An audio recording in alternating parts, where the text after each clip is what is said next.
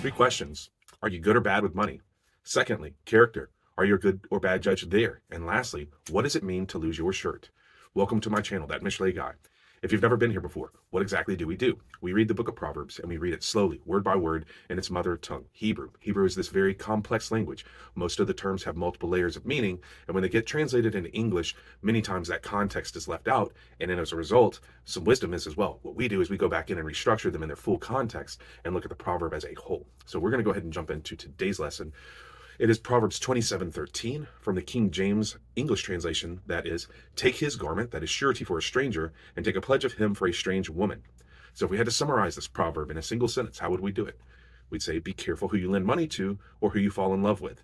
And that'd be a great teaching. That's what most people would walk away with and then quickly move on to the next proverb. But that is not what we do here. So let's look at this in Hebrew now. In Hebrew, this is kak bigado kiravzar ubead nakriya kavlehu.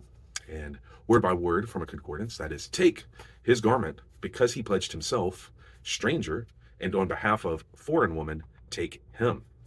So this first term, kak, it's a direct command. It's screaming, take. It's going to set the tone of the proverb. It's saying what you need to do. And this is going to be a proverb that's going to be about collateral and co-signing. As we talk about in almost every single proverb, that first term, that's what really sets the foundation for what the proverb is going to be about. And it comes from a primitive root that is lekak, which means to take, to receive, to seize, or to collect. And what this command is telling you is that you need to mitigate your exposure and do not rely on this person's verbal promises alone, that you need to get collateral before you lend. Have something in hand that makes the debtor return to you. And that's what this proverb is wanting to lead with, is that this action will prevent the loss of your own money. And to really kind of understand this idea of taking a garment, you need to understand a little bit about the history of ancient Israel and just the Near East in general. That in Babylonia and Egypt, lending at interest was permitted. And over time, what would happen is the ones who had the resources to lend would accumulate a ton of power and resources that, they no longer had to do labor. They would just sit back and collect interest off of people. And agricultural societies were built around what were known as crisis loans. That if there was a drought or someone had died, many times these farmers, they'd be in a tight spot. They'd have to ask for an extension of credit or money for the next harvest. And the Israelite system, what you see in the Torah, is they wanted to create a lending system that was not like those. And God gave them this very beneficial lending system that was an opportunity to show graceful mercy. And it was not an opportunity for the creditor to profit. And so the garment as collateral actually comes from Exodus 22. And this is the ancient equivalent of having a contract in writing, that a person could pledge their own shirt as their oath, that they were going to do whatever they claimed they were going to do. And this whole system was to prevent exploitation of the needy, to preserve their dignity, but at the same time, protect the resources of the creditor. And this proverb is saying, whatever you do, do not skip this step. Do not enter a financial entanglement on a verbal promise alone. And that this is folly, that its lack of wisdom is lending without obtaining security of any kind. And this proverb is going to show that this individual borrower, he's a particular risk because he already violated the covenant.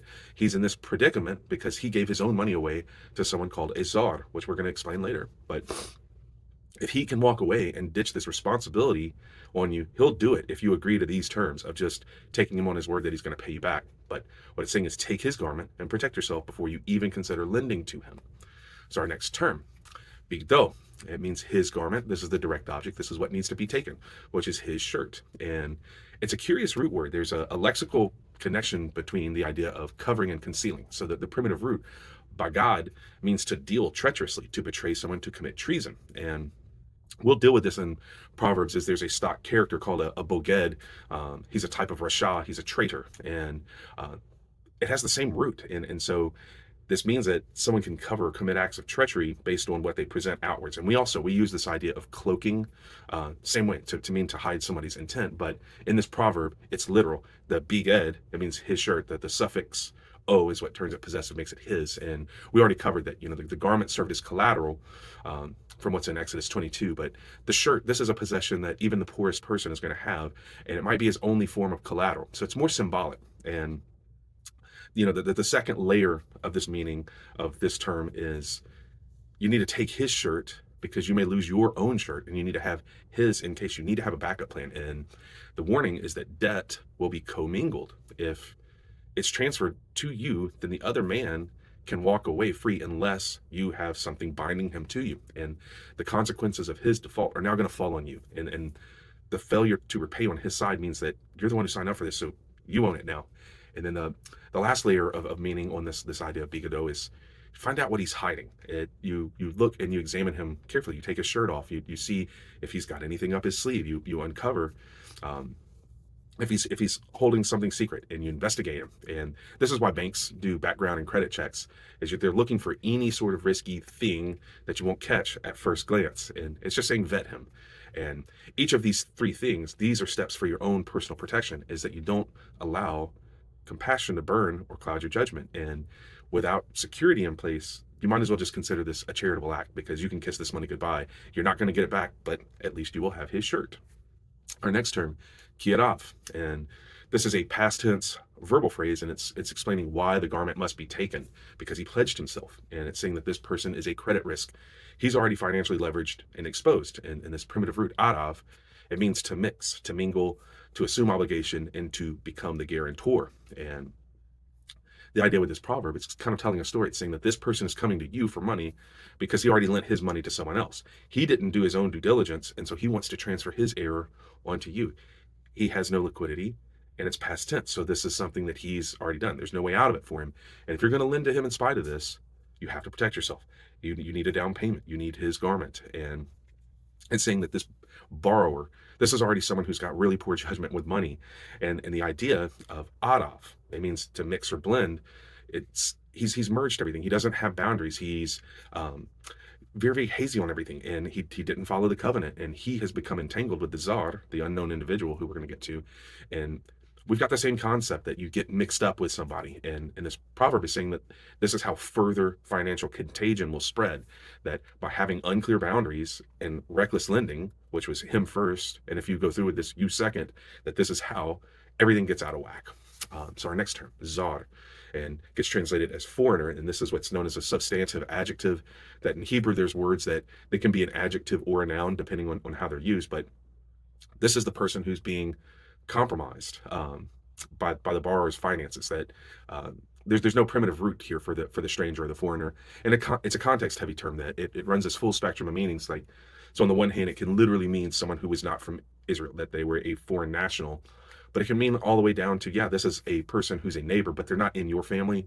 So in that sense, they're strangers. So the term zar is always used to establish where there's an intimacy boundary. And the idea is that if you don't have any personal familiarity with this person, then you don't have the ability to evaluate their character. And since you can't verify their reliability, and they haven't earned this trust yet, you do know that they are not in the same covenant as you, so they probably have different morals and ethics, especially when it comes to lending and repayment. And it's saying that this is the person who's most likely to burn you, and that caution is going to be the safest way to interact with the outsider until they prove their untrustworthiness. And the potential borrower, the one who's coming to you for money, he didn't do this step. He just co-signed on the stranger's debt anyway. And the ancient world, it was tight-knit communities. There was limited travel, so if a new person just showed up out of the blue, that was very rare. And you didn't give the benefit of the doubt to the stranger. So what it's saying is that this guy hitting you up, he lacks this basic discernment that every person on earth exercises caution with strangers except this guy. And that's why he's coming to you now. And it's a way to roundabout say that this person has no concept of risk. They do the most foolish things possible with their own money, and they enter into contracts without understanding their own commitments. He wants you to be the same as him. He wants you to be a fool just like that. And he doesn't recognize his own ability to pay. So he takes and issues loans without thinking. And this is saying that he can't handle the most basic level of stewardship. He has co-signed a czar. He's a poor judge of character. He's impulsive. He's unwise. And he will associate with anybody. So you better get collateral up front, or he's going to take you down with him. So our back half of the proverb, many times they contrast the good thing and the bad thing, or the good thing and the better thing, but this is going to be the bad thing and the worst thing. So this next term, ubead, and this is the conjunction, and this is going to establish that there's a different kind of contract and a different kind of collateral that's needed. So u means and, be means for, and ad means unto. So between these three terms, it's kind of just a prepositional phrase that means on behalf of, and it's context dependent, because when you see bead, it can mean intercession, it can mean protection, it can mean that you are representing somebody, but particularly where there's a transfer of debt and that you are becoming their pledge. And in many occurrences, this is a noble action. And we've talked about the idea of tzedakah in the Hebrew wisdom cultures, that you're expected at a certain level to give assistance to those in need. And so this is the good form of acting on behalf of another. It's stepping up and doing tzedakah. But the bad form of signing up and being on the behalf of someone is foolish. It's short-sighted, and it's paying the way of somebody who is not worth it. And this is all laying the groundwork for a person that we're about to meet, which is the strange woman. But the whole idea is that the riskiest types of contracts in ancient Israel, you could enter, bondage, debt servitude, that if you were unable to pay, then there was a repossession process, that they would take all of your belongings and sell them for the equivalent value. And if there was still anything left over, you had to become a slave, that there was no walking away from your debt. There were no bankruptcy courts. There were no default options. It was bondage only. If you did not pay your debts, you became a slave. And so this proverb is saying in the second clause that he's pledging himself for the debts of this strange woman, that he's willing to become a slave. And this is a big escalation from, life instead of garment, and for the strange woman instead of the czar. And so in the first clause, we see a different kind of fool.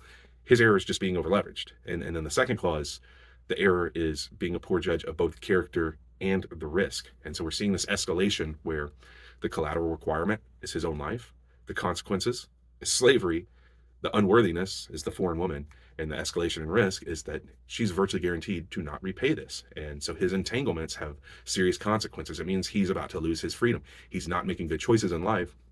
And the first guy, all he loses is his money, but this guy, he's about to lose everything. And so that brings us to our next term, nakriya, strange woman. And it's kind of a central term to really understanding this proverb. And it's the subject of the second clause. She's a different type of borrower. She's much riskier. She's got a higher collateral requirement. And the primitive root comes from nakar, which means to recognize, to identify, or to discern, to know someone on sight. And when we have kids, there used to be this little game. One of these things is not like the other. That's the idea, is that this is someone who's going to stand out, and she's fitting a specific pattern. She's a specific type of person. And in ancient Israel, both men and women are members of this covenant. And there's expectations on behavior for the men and the women. And the strange woman, she's a stock character in the Proverbs because she's a stand-in for risk and folly and pleasure and impulse. But she convinces men to forfeit their future. And the ideas of seduction. She's going to lure men away from their spirituality and to encourage men to throw off the weight of the mitzvot, that, she's willing to do things that women in the covenant of Israel were not. And so that was always the temptation, is that a man would say, I want that lifestyle as opposed to the disciplined spiritual one. And the strange woman is closely associated with flattery, that this is part of how she lures the young fool in, promises of pleasure, risky thrills. And when she does this, she compromises his morals, and she's the foil of Lady Wisdom. And in the first 9 chapters of the book of Proverbs, it's kind of more of a prelude, and you see this, competition between who's going to win over the morality of the person in question. Will it be Lady Wisdom or the strange woman? But the strange woman always encourages death over life, and she's a destabilizing force, and she uses a lot of persuasion to encourage bad decisions. And her favorite victim of all is the petit, the naive fool. She exploits his instincts and his lack of development, and the strange woman loves to destroy those who lack wisdom. And that's a big part of the Proverbs, is the idea that you develop wisdom and personal character, and that's the only real way to defeat her. And in this proverb, she's encouraging financial folly. She wants to offload her debts, and this fool who's fallen for her, he cosigns, and he's offering up his own freedom as collateral. He's willing to go into a debt bondage situation for her. And her investment is very small, and his is enormous. And once she's found this sucker, she's going to drop him and leave him with all the debt. And so this is very foreseeable, that his judgment is clouded, and, he's not the first and he won't be the last. This is just life following the patterns. And his foolishness isn't just money. It was assessing character and not understanding how life worked. And it's what we would say that he got played. And so now this lack of wisdom is very costly, and he's learning the hard way. And the strange woman, here she is. She's doing what she does. She got away with it again. He's blindsided. She has moved on, and he did not learn wisdom. And now this is a big mistake for him. And then our last term is kavlehu. And this is also another direct command. So it starts with a direct command, and now it's going to end with a direct command. And this means take him. And this is the result of the non-payment, that this fool, his life was the collateral. So it's saying, take him, place him under arrest. And it's kind of a comical way to conclude the proverb. It's saying that this is already a foregone conclusion that go ahead and get his prison cell and his shackles ready because she's going to ditch him and sneak off. And so the primitive root here on kavlehu is kaval, which means to bind, to tie something with ropes. And in the nominal form, it means the cord, the actual instrument used to bind. And we have kind of the same concept, the idea that a contract is binding. And so that the idea is it's sort of a pun that there's a certain level of pain or injury, that your blood flow is being cut off. You are tied to this thing. It's inescapable. It's this anchor that is tying you down.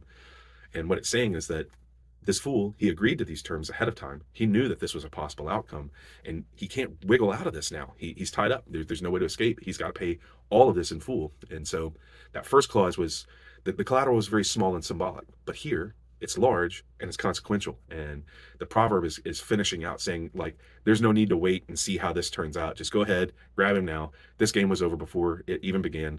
The strange woman found another dum-dum and did what she does.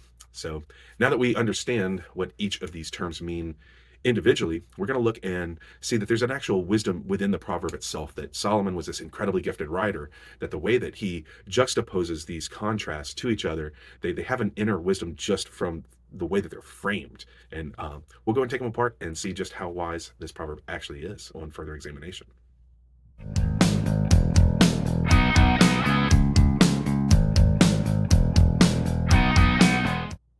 Okay, so the first grouping of concepts that we see is the difference between the two different types of collateral. So the idea of surety versus pledge. And what we're seeing is there's different levels of cost. So in the first one, it's belongings. In the second clause, it's personhood.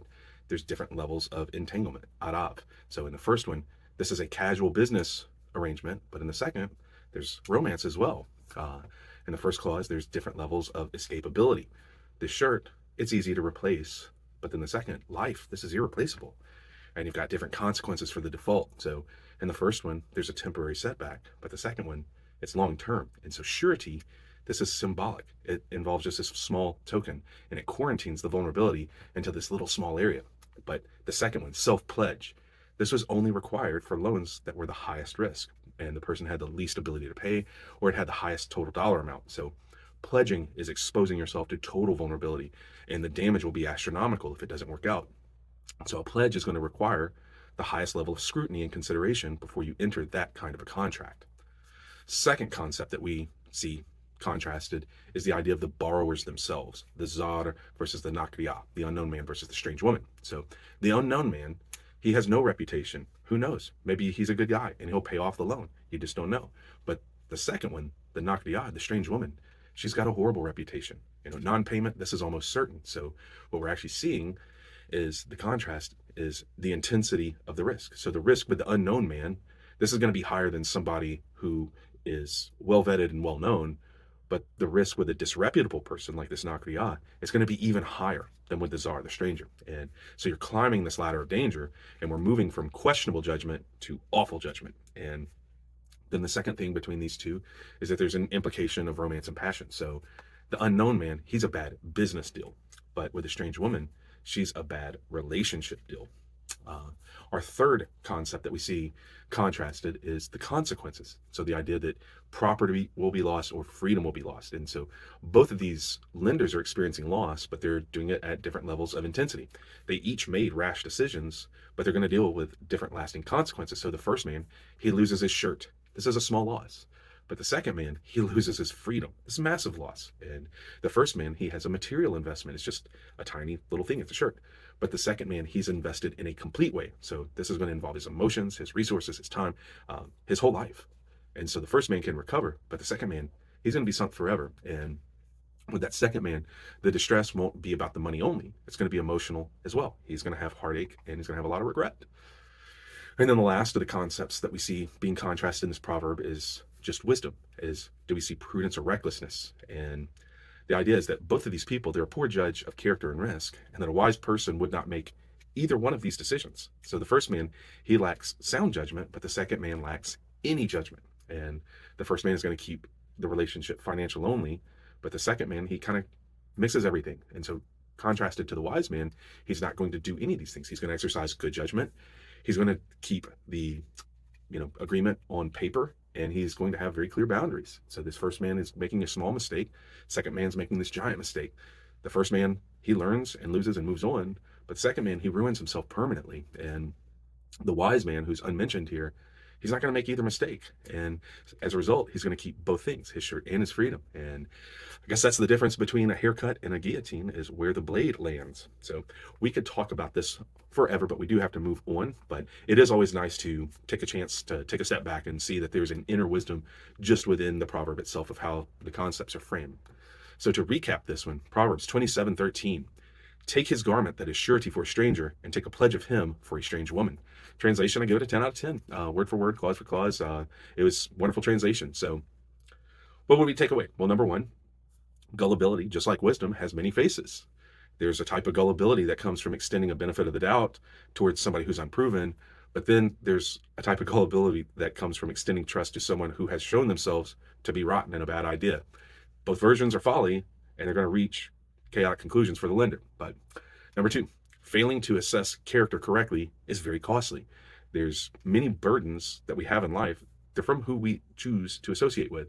And in this proverb, it's financial, but entanglement with the wrong kind of person, just in general, is going to have very long-term consequences and across multiple areas of life. So gullibility ends up costing the fool more than his money.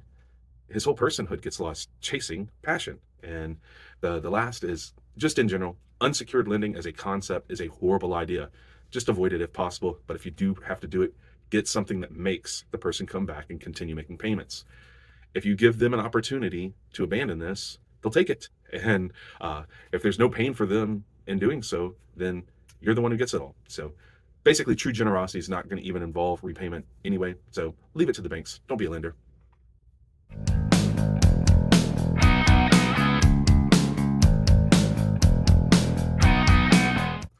Okay, so the next part of the video is what we call the dad talk. And the dad talk is just what it sounds like. It is fatherly advice. It is taking the practical wisdom that is in this proverb and showing multiple ways that you can apply it in different areas of life. That if you just simply treat this as a tool in your toolkit and you begin living and working and operating with it, you'll just simply be a wiser person day one when you start applying this wisdom. So this is a proverb that is about naivete and gullibility. And it's got many different ways that it can express itself. So in this one, this is a financial expression of gullibility. And what we see, number one, is banks are the ones who give out loans to people.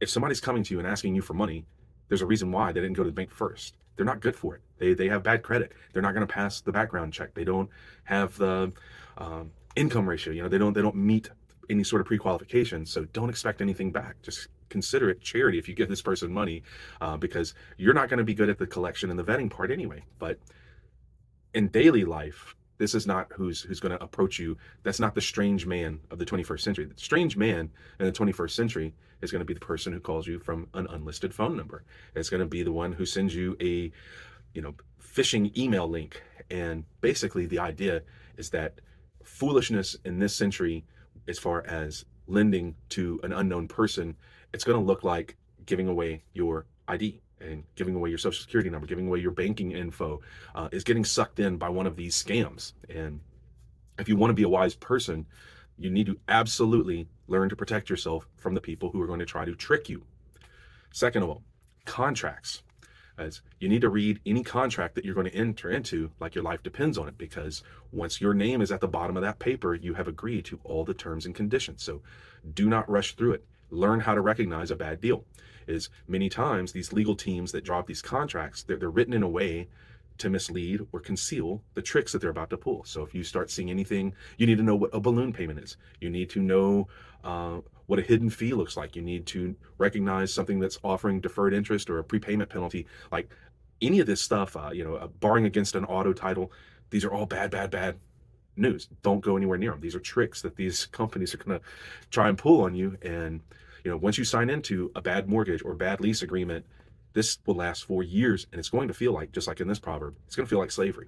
And then the last area where you see gullibility and naivety in real life, where you need to have practical, applicable wisdom, is in romance. Romance blinds judgment. And it's not just women who use men. Men use women in this way, and this is a universal human trait. And so this proverb is about overlooking risk and taking chances on people. Is you need to learn that a person's reputation precedes them, and it does matter. You need to know who you're getting mixed up with. We have the same idea of red flags in our culture, and that's the whole thing. Is the people who end up getting burned, they overlook both of these things. And non-committed romantic relationships are where you really see this blow things up the worst. Is that a marriage, it's going to merge the finances, but a person who won't commit to marriage, they're not going to commit to financial obligations to somebody that they're not bound to either. And in these situations, you always see where there's one fool who gets all the debt ditched onto them. And basically, don't buy cars, don't sign leases, don't be a co-signer, don't assume the credit card debt of someone that the moment that the coast is clear, they're going to ditch you. And that's not my opinion. This is 3,000 years old. This is ancient wisdom. Solomon had it tagged of this is how gullibility works.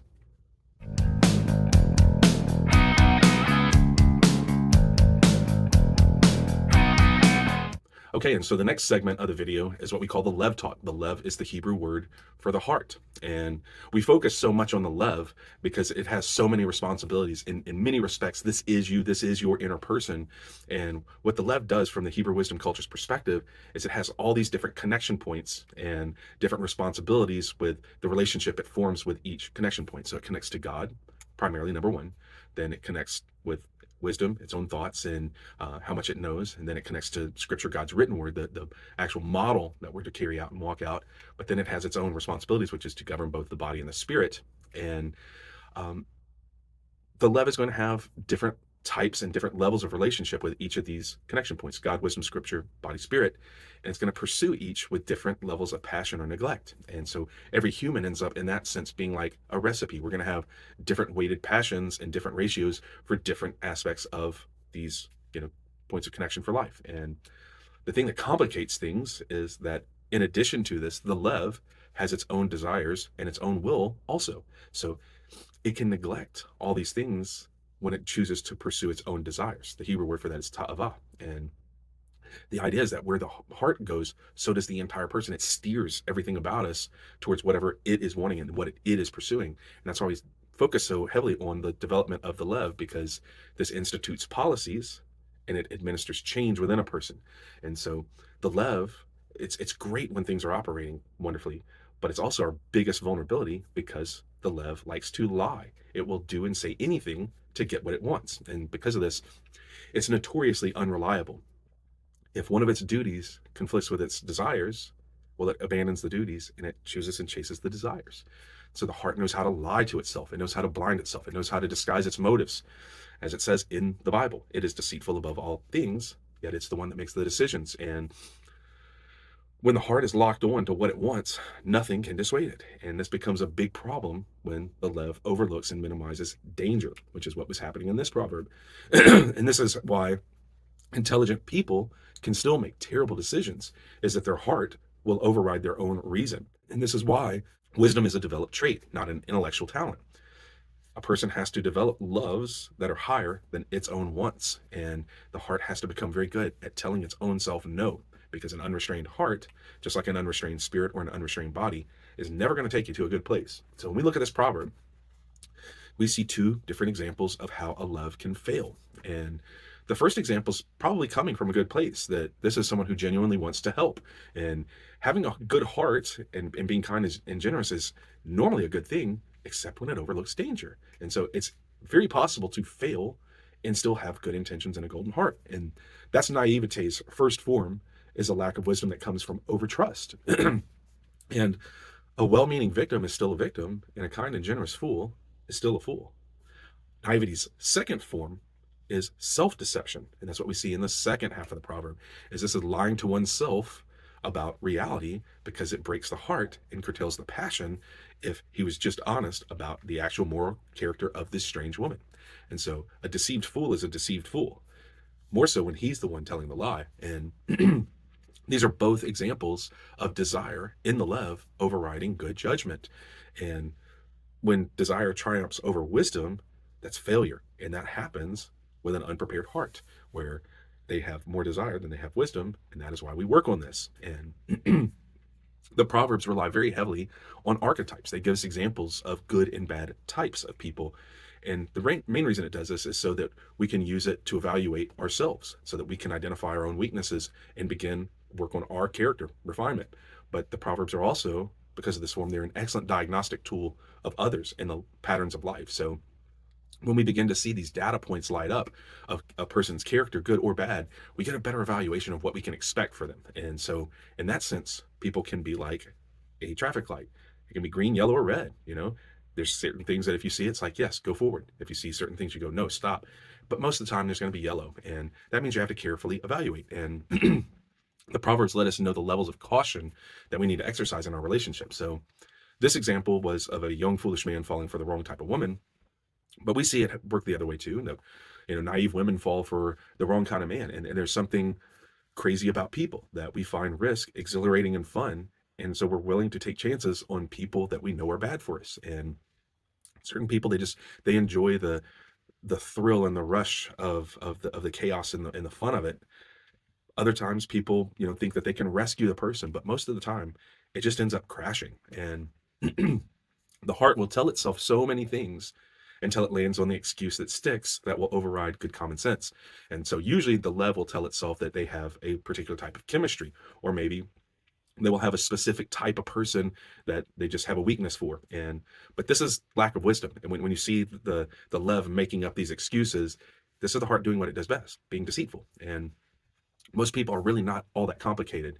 The overriding hidden desire that most of us are going to have is going to center around either material goods or lust. And it's going to show itself as folly in how we handle money and relationships. So where most people will fail at is at money or relationships.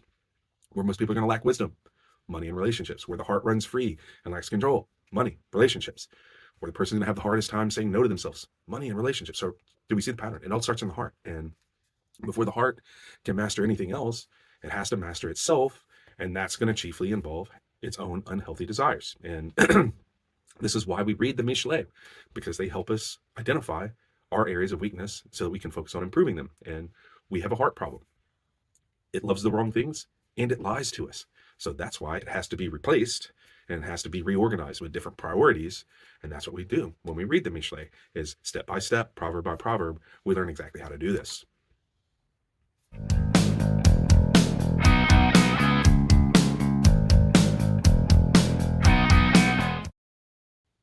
Okay, and the last section of the video is what we call the Ruach Talk. The Ruach is the Hebrew word for the spirit.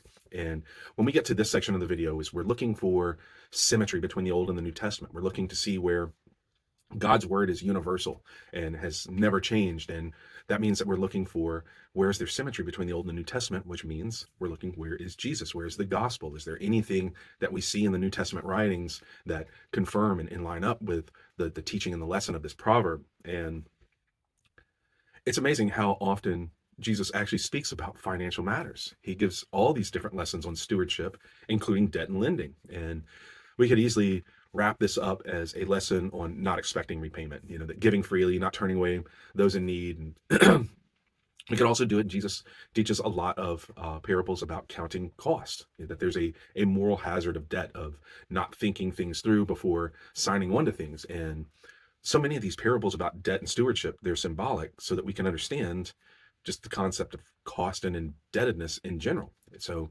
when we look at our daily life, we see things like credit and debt and balance and payments, and we conduct daily transactions and business affairs. So we see this concept in our daily life, but there's buyers, there's sellers, there's creditors and borrowers, and outstanding balances, paid off balances. There's accounts payable, accounts receivable, and what we mainly see is that every transaction has at least two parties who are in consent about some sort of exchange. So every transaction has an object of exchange.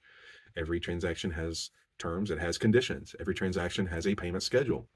There's going to be clauses for non-payment and default. There's going to be collection, repossession. There's going to be penalties. This is why contract paperwork is so long and has a detailed explanation of every single term and condition so that everybody's on the same wavelength, so that everybody understands. And the main thing is that understanding the symbolism of debt and cost is central to understanding the gospel. And it's not because the relationship with God is transactional, but it's because without comprehending spiritual debt, then mercy and grace don't have any value. So Jesus frames this concept this way in so many of his famous parables about debt being forgiven, debt being transferred, uh, liberation from the consequences and penalties of debt, the generosity of the forgiver, the lack of worthiness of the one being forgiven, and the expectation of repentance upon the forgiven after having been forgiven. And there's so many of these parables. We see this play out with Zacchaeus. We see it with the adulterous woman, the unmerciful servant, and the sinful woman washing Jesus's feet. And, we could go on. But when we look at this proverb,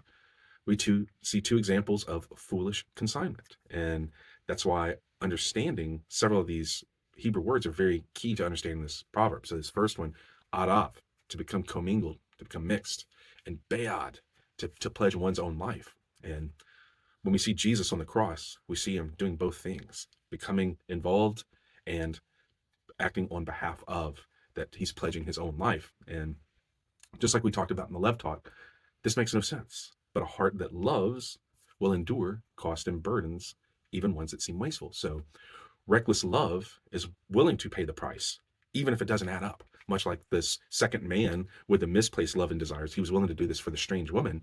But when you love enough, it overrides reason. And that's why the Gospels don't make sense. They're not logical because they can't be understood without understanding the nature of God's love. And so in this proverb, we see this man called a zar, a foreigner. This is someone who is not in covenant. So symbolically, this is the unbeliever. This is the unrepentant person. And this is Jesus saying, I'm willing to take a flyer on you, knowing that you can't pay him back. And this is the instinct to see potential in someone is why they would give money out to the czar, the foreigner. It's because they see what they can possibly become. And if they allow themselves to arav, allow themselves to become mixed with Jesus, to have his spirit dwell inside them, this is what can change them into something really, really, really special. And that's what Jesus sees in the person that he reaches out to, is that what you can become. And so this first clause, it has this very low entry cost. All it takes is a repentant heart willing to conform itself to Scripture. But second clause, we see the worst of the worst. And this is the person who has proven themselves completely unworthy. And that is the nakriya, the strange woman. And this is somebody that, because of their sinfulness, they would probably be considered irredeemable. And they're going to have a much higher cost. And it cost Jesus his life to redeem this person. They had to seize his body. Kavlehu. And if you're an extremely sinful person, this is not disqualifying. This is the purpose of his entire mission, to redeem you as well. And there's no way to fail this background check, but there's no way to pass it either. And, when you read this proverb, I started to see, a little bit where a couple of scriptural lines came to me. The first was, and they parted his garments, casting lots. So at Calvary, Jesus loses his garment, not because he's a foolish lender, but because he's a passionate one, that he's willing to become surety for us as sinners. And it's humanity is the one that is morally bankrupt. We're the ones who collectively and individually do not pre-qualify for the loan. Our credit score is terrible. We don't have any ability to repay. And yet, Yeshua, Jesus, was willing to become our pledge. And there, at the cross, the shirt having lots cast for it, and the body taken. It's a transaction that makes no sense if you don't understand love or mercy. And yes, the body was seized, but only temporarily. It rose again on the third day. And this garment that was taken, it now rests on the believer. This is the robe of righteousness. This is the garment of salvation offered in grace. And that is why Jesus' final words are, it is finished. This debt is closed. The only thing it needs is your signature on the end of the contract. And that's what happens when we repent and we place our faith in Jesus. So I hope you enjoyed this lesson and got something out of it. And thank you for staying to the end. The world is a very dark place. It needs the light of God's gospel to go out into it, and the Mishle as well, because there's a lack of wisdom as well. And easy evangelism is just to let people know that Lady Wisdom and Yeshua are both calling. And we kind of compare it to life being this big giant test. And God wants you not only to pass the test, he wants you to ace the test. So that's why he gives the answers ahead of time. That's the Mishle. That's what we study. And it's great when you pass your test, but it's even better when you help someone else pass theirs. If there's a particular proverb you would like to see broken down in this long form methodical way, please email me, thatmishleiguy at gmail.com, THATMISHLEIGUY at gmail.com, and we'll put you in the queue and we'll get right on around to it. But life is very painful if you live in folly, and God's word is there to keep us away from these patterns so that we don't make bad lending decisions and don't make bad romance decisions. We will continue to make mistakes in life, but if we listen to Lady Wisdom's voice, it doesn't have to be this one anymore. Shalom, shalom.